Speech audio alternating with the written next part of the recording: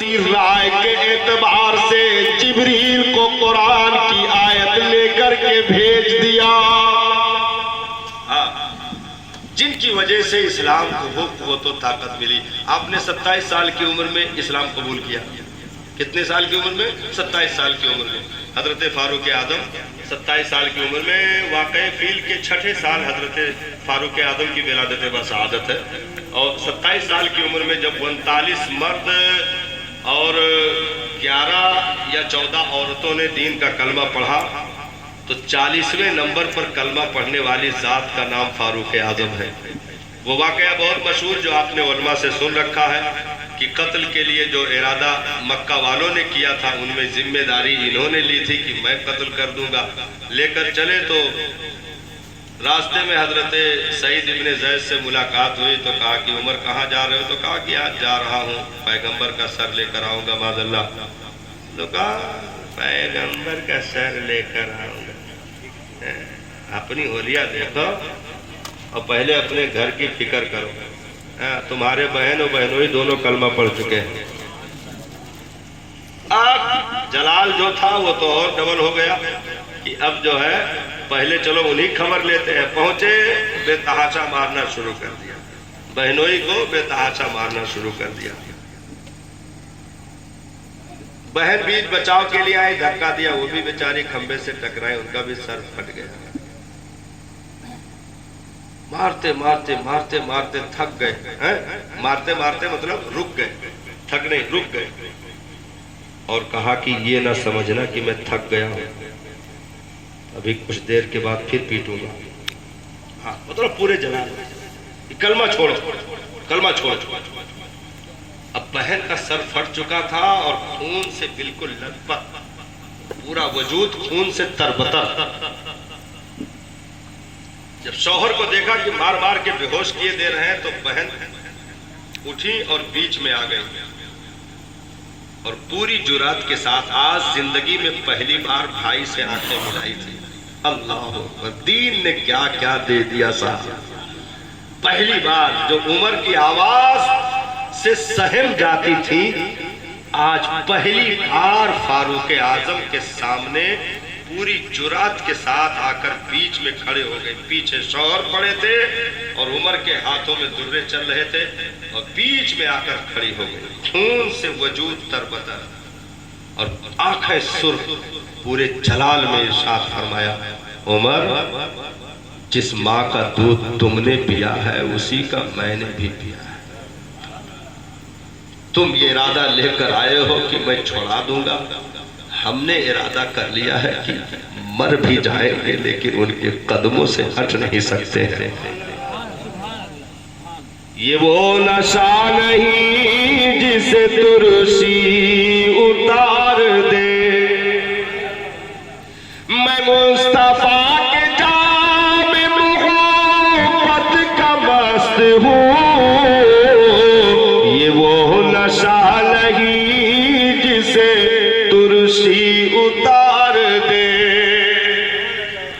یہ جرات مندانہ جواب جب آپ نے دیا، فاروق اعظم ایک تو بہن کو اس حالت میں، کبھی بہن کو آپ نے غمگین نہیں دیکھا، اتنی ناز و پیار سے پالا تھا آپ نے، کبھی غمگین نہیں دیکھا، لیکن آج اس حالت میں دیکھ کر کے اور اس جرات سے جواب دیتے ہوئے تو آپ کے ہاتھ پیر ڈھیلے ہو گئے، گردن جھک گئی۔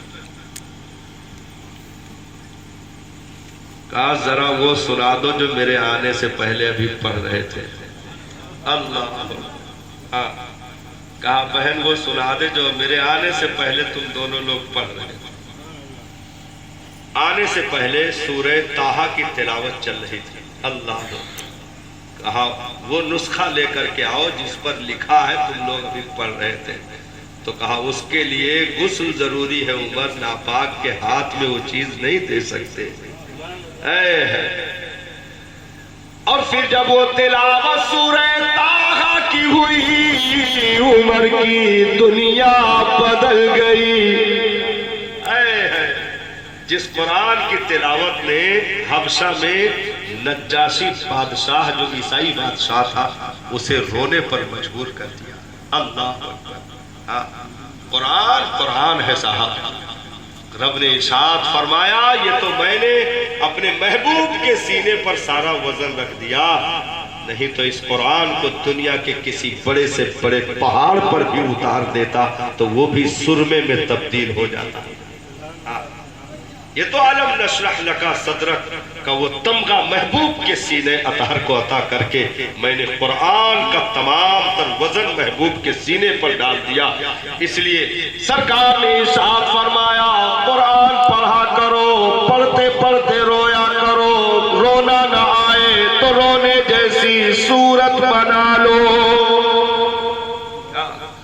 فَإِن لَمْ تَبْكُوا فَتَبَاكُوا، رونے جیسی صورت ہی بنا لو، کیونکہ قرآن گھر کا نور ہے، قرآن آنگنوں کی زینت ہے. قرآن پڑھو گے تو قبر کی کوٹھری بھی روشن ہو جائے گی. تو وہ قرآن کی تلاوت حضرت عمر کے بدن کا رونگٹا کھڑا ہو گیا، کانپ اٹھے اور کہا جلدی کرو مجھے سرکار تک پہنچا دو. اللہ پہنچا دو. ادھر دار ارقم میں مسلمان اندر موجود تھے، گیٹ پر نگہبانی کے لیے، چوکیداری کے لیے سرکار کے شفیع چچا حضرت امیر حمزہ ننگی تلوار لیے کھڑے تھے، نگرانی کر رہے تھے کوئی دشمن نہ آ جائے، کوئی مخالف نہ آ جائے.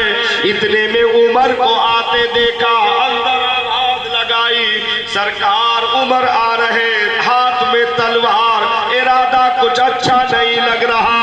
نبی مسکرائے کہا آنے دو.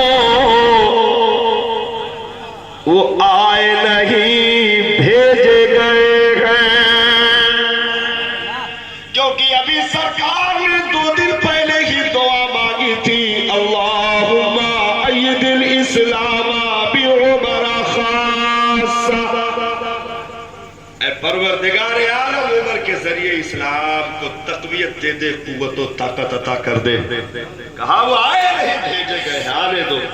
حضرت امیر حمزہ نے کہا سرکار پھر آنے دو، ارادہ اگر نیک ہوگا تو ٹھیک ہے، اور اگر ذرا بھی بدماشی کریں گے تو انہی کی تلوار سے گردن نہ کاٹ دوں تو امیر حمزہ نہ کہنا. آئے چوکھٹ پہ پہنچے، سرکار چوکھٹ پہ آ گئے تھے اندر سے باہر. باقی مسلمان سب، کیونکہ ابھی ابتدائی دور تھا، مکہ والے جہاں دیکھتے تھے ایمان والوں کو مارتے پیٹتے تھے، تو سب لوگ دار ارقم میں محفوظ کھڑے اندر موجود تھے. سرکار چوکھٹ پہ آ گئے، حضرت فاروق اعظم بھی آئے. سرکار کے چہرے اقدس پر نگاہ پڑی، نبی نے بھی عمر کو دیکھا، دونوں بازو پکڑ لیا. کہا عمر اور کتنی تاخیر کرو گے، جب ذلتیں گردنوں تک پہنچ جائیں گی تب آؤ گے. آ گیا سرکار، اب قبول کر لیجئے. تلوار ادھر پھینکی، نبی کے قدموں میں سر رکھ دیا اور بلند آواز سے پڑھا اشہد ان لا الہ الا اللہ محمد رسول اللہ. یہ گونج مکہ کی وادیوں میں اٹھی. حضرت فاروق اعظم نے دیکھا مسلمانوں کو اندر بیٹھے ہوئے ڈرے سہمے گئے، اندر ہی سجدہ چل رہا، اندر ہی اذان، اندر ہی نماز. عرض کی میرے مسیحا کیا ہم حق پر نہیں ہیں؟